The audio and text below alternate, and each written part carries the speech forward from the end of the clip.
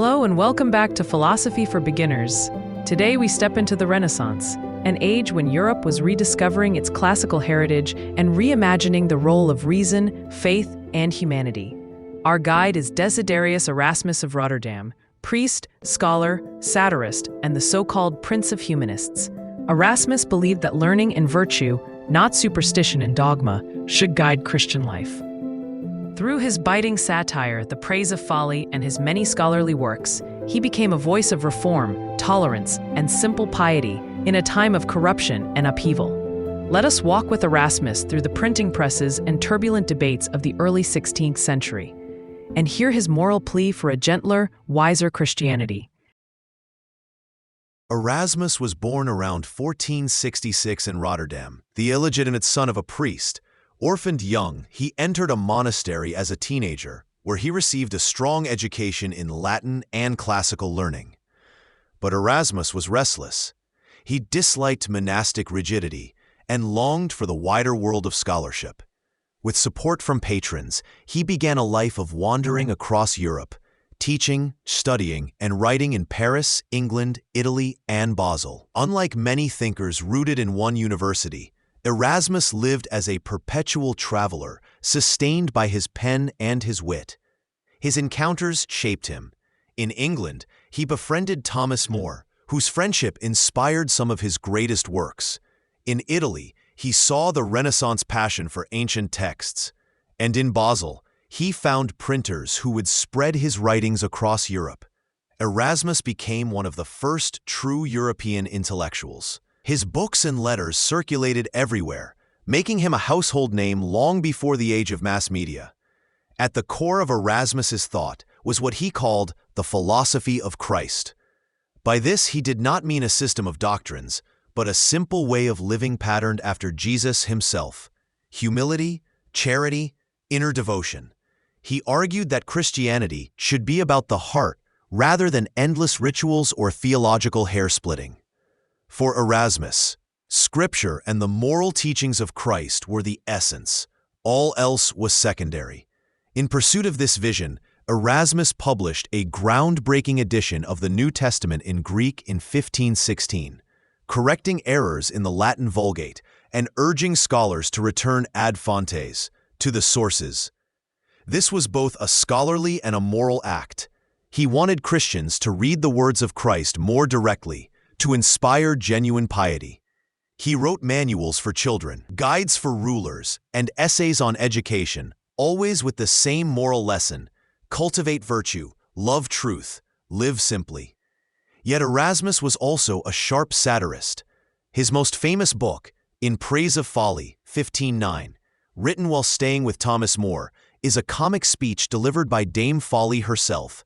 With irony and wit, Erasmus skewered the pretensions of his age: vain scholars, corrupt priests, greedy bishops, even popes obsessed with wealth and power. Folly laughs at them all, exposing how far the church had strayed from Christ's humility.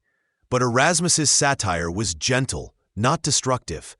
He did not call for rebellion, but for reform. He believed that laughter could shame people into virtue, that irony could teach better than anger. His moral lesson was moderation.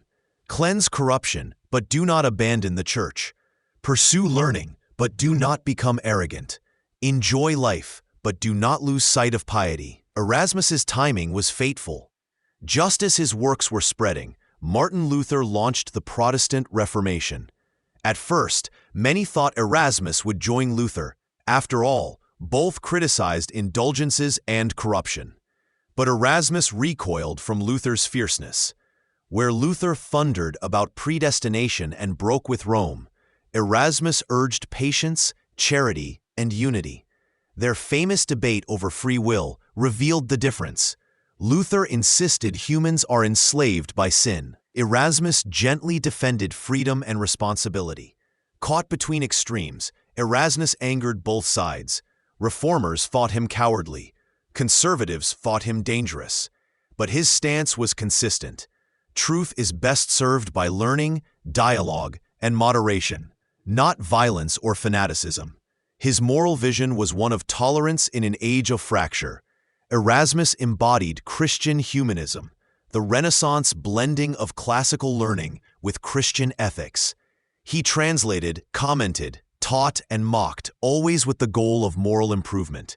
His style was urbane, witty, humane. He became a model for later reformers and thinkers who sought a faith rooted in conscience and compassion. Though he died in 1536, weary of conflict, his works lived on. His call for education of children, for simplicity of life, for peace over war, shaped Europe's conscience. Later generations saw him as a prophet of tolerance, a critic of fanaticism, and a defender of conscience against both dogma and violence. Why should we still read Erasmus? Because he reminds us that philosophy and faith are not only about great systems, but about daily life. His gentle voice calls us to humility, friendship, moderation, and learning. He teaches that laughter can expose folly, that scholarship can serve piety, that tolerance is a moral virtue.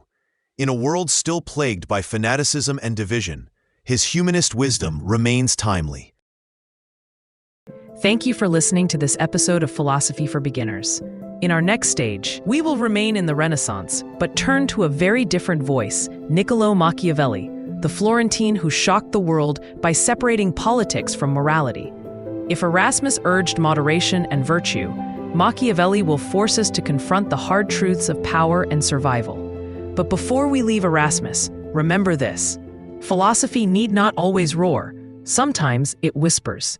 His voice tells us that moderation is a virtue, that laughter can correct folly, and that tolerance is the path of wisdom. His call for a simple philosophy of Christ still resonates: humility, charity, and the pursuit of virtue above all. Produced by Selenius Media, music by The Artificial Laboratory.